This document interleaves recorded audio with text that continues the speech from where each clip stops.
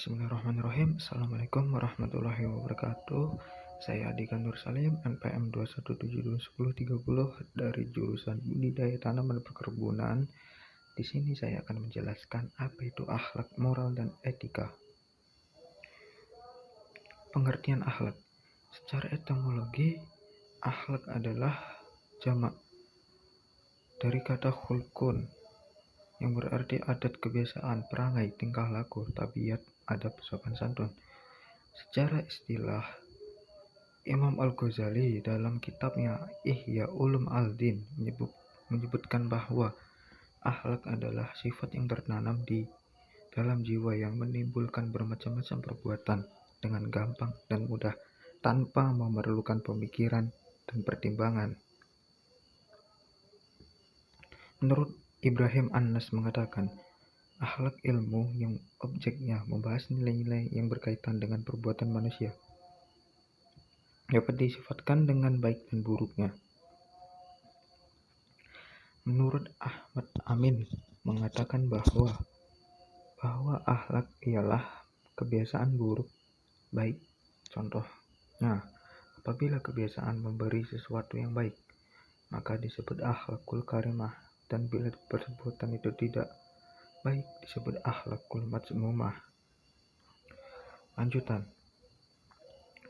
Sumber akhlak adalah yang menjadi ukuran baik, buruk, atau mulia dan tercela. Sebagaimana keseluruhan ajaran Islam, sumber akhlak adalah Al-Quran dan Al-Hadis, bukan akal pikiran atau pandangan masyarakat. Sebagian pada konsep etika dan moral, Yunahar Ilyas tahun 2004, dalam konsep akhlak, segala sesuatu dinilai buruk, baik, terpuji, tercela, semata-mata karena syara Al-Quran dan Sunnah menilainya demikian. Kesimpulan, jadi pada hakikatnya khuluk, budi pekerti atau akhlak ialah suatu kondisi atau sifat yang telah meresap dalam jiwa dan menjadi kepribadian, hingga dari situ timbullah berbagai macam perbuatan dengan cara spontan dan mudah tanpa dibuat-buat dan tanpa memerlukan pemikiran. Ruang lingkup akhlak. 1. Akhlak terhadap Allah. Titik tolak akhlak terhadap Allah adalah pengakuan bahwa tiada Tuhan melainkan Allah. Adapun perilaku yang dikerjakan adalah bersyukur kepada Allah, meyakini kesempurnaan Allah, taat terhadap perintahnya. 2.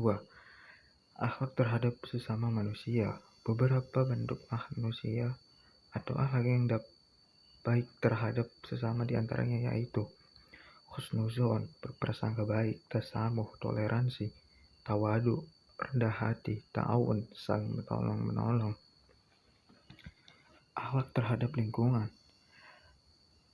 Lingkungan di sini yang dimaksud adalah segala sesuatu yang berada di sekitar manusia, baik binatang, tumbuhan maupun benda-benda tak bernyawa, dan sering digunakan sebagai pedoman. Akhlak terhadap lingkungan adalah tugas kekhalifahannya di bumi yang mengandung arti pengayoman, pemeliharaan, serta pembimbingan agar setiap makhluk mencapai tujuan pencitraannya.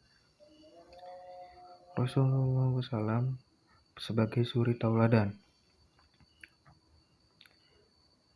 Di dalam Quran surat Al-Ahzab pada ayat 21 yang artinya, sesungguhnya telah ada diri Rasulullah itu suri tauladan yang baik bagimu, bagi orang-orang yang mengharap rahmat Allah dan kedatangan hari kiamat, dan dia banyak menyebut Allah. Anjuran untuk berkata baik yang terdapat dalam Quran surat Al-Baqarah ayat 83 yang artinya, serta ucapkanlah kata-kata yang baik kepada manusia. Anjuran untuk bertakwa kepada Allah dan berbuat baik di dunia. Terdapat Quran surat Az-Zumar ayat 10. Katakanlah, hai hamba-hambaku yang beriman, bertakwalah kepada Tuhanmu. Orang-orang yang berbuat baik di dunia memperoleh kebaikan dan bumi. Allah itu adalah luas, sesungguhnya hanya orang-orang yang bersabarlah dicukupkan pahala mereka tanpa batas.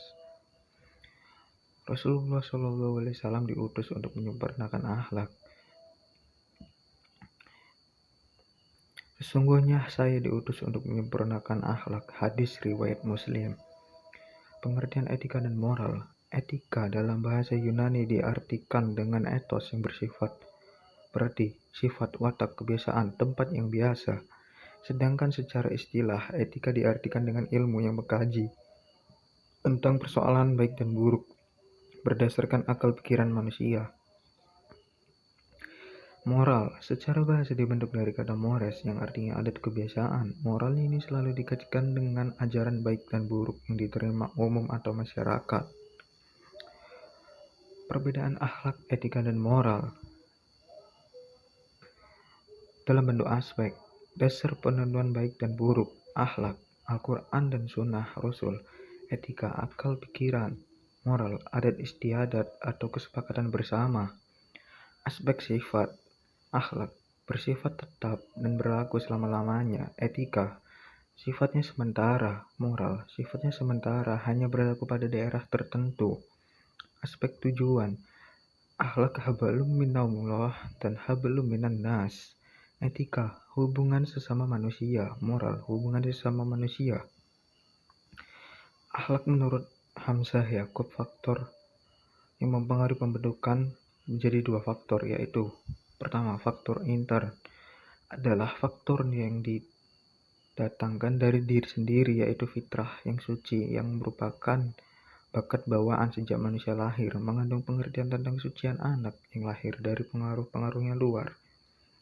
Contohnya, faktor intern: 1. Insting, 2. kebiasaan, 3. keturunan, 4. keinginan, 5.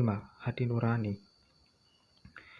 2. Faktor ekstern adapun faktor ekstern yang diambil dari luar yang mempengaruhi kelakuan atau perbuatan manusia, yaitu meliputi lingkungan, keluarga, sekolah, maupun pendidikan masyarakat. Cara pembentukan akhlak mulia. Menurut Abu Dinata, pembentukan akhlak dapat dilakukan dengan usaha sungguh-sungguh dalam rangka membentuk anak dengan menggunakan sarana pendidikan dan pembinaan yang terprogram dengan baik, yang dilaksanakan dengan sungguh-sungguh dan konsisten. Pembentukan akhlak tentunya tak lepas dari kedua faktor di atas.